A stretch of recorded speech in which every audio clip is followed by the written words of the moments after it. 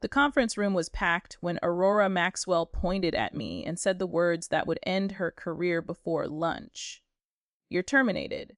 Pack your things and leave the premises immediately." I was 11 minutes into presenting our Q4 strategy to the executive committee when her voice sliced through my presentation like a scalpel through silk. Clinical, precise, utterly devoid of emotion or hesitation. My hand stopped moving across the tablet screen. The room fell into the kind of silence that makes your ears ring. 19 people sat frozen around that glass conference table. Board members, C-suite executives, department heads, our legal team. All of them staring, mouths slightly open, waiting to see if they'd actually heard what they thought they'd heard. Aurora didn't flinch. She sat 3 seats from the head of the table, spine straight, chin elevated, arms resting on the armrests like she was holding court. Her navy suit was impeccable. Her hair was pulled back so tightly it looked painful, and her eyes, cold, calculating, completely certain, bore into me with the intensity of someone who'd never been told no in her entire life. I said, "You're terminated." She repeated, enunciating each syllable as if I were hard of hearing. "Security will escort you out." 2 guards materialized in the doorway. They'd been standing outside, which meant this wasn't improvised. This was choreographed, planned. She'd arranged for them to be there before the meeting even started. My pulse hammered in my throat, but I kept my breathing even. I didn't look at the security guards. Instead, I looked directly at Aurora, then shifted my gaze to Elizabeth, our board chair, whose face had drained of color.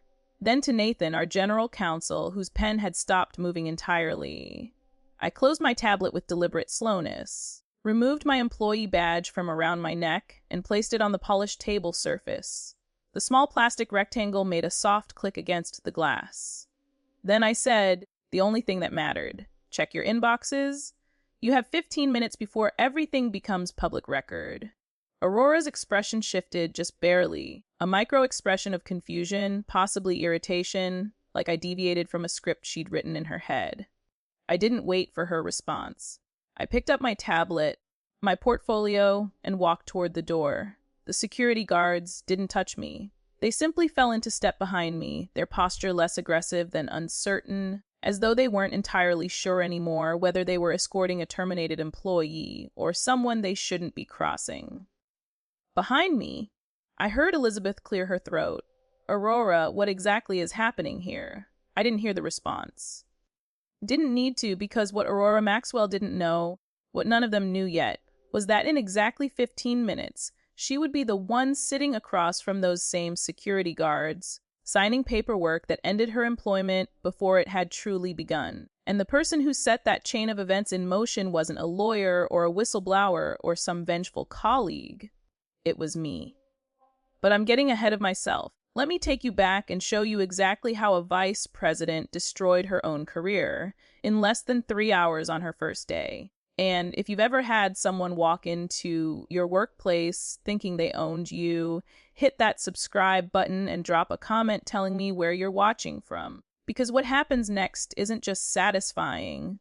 It's a lesson in why you should never underestimate the woman who's been quietly building her case. My name is Quinn Jennings. I'm 37 years old, and until that conference room disaster, I'd spent the last decade at a cybersecurity firm called Fortress Analytics. We weren't famous, but we were respected. Mid-sized company, about 300 employees, solid client roster, steady growth, nothing flashy, just good, reliable work. I wasn't the loudest voice in the room, wasn't the most visible.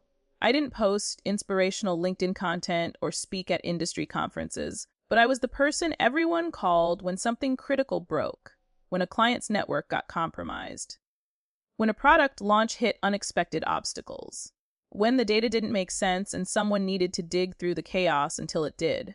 I built frameworks. I fixed broken processes. I turned disasters into manageable problems. That was my value. Not in the spotlight, but in the unglamorous essential work that kept everything running when nobody was looking. Fortress had been through changes over the past 18 months.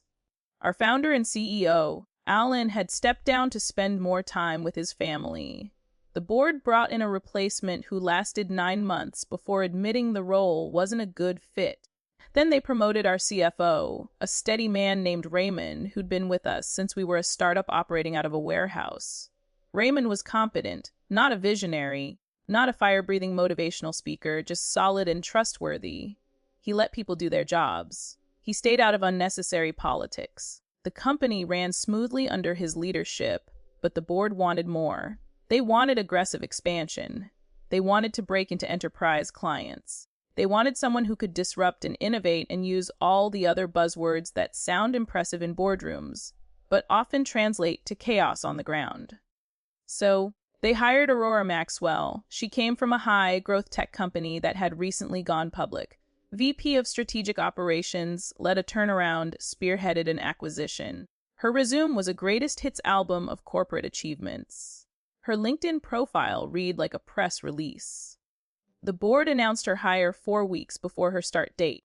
Aurora will be joining Fortress Analytics as Vice President of Strategic Operations and Development. She brings extensive experience scaling organizations and driving operational transformation.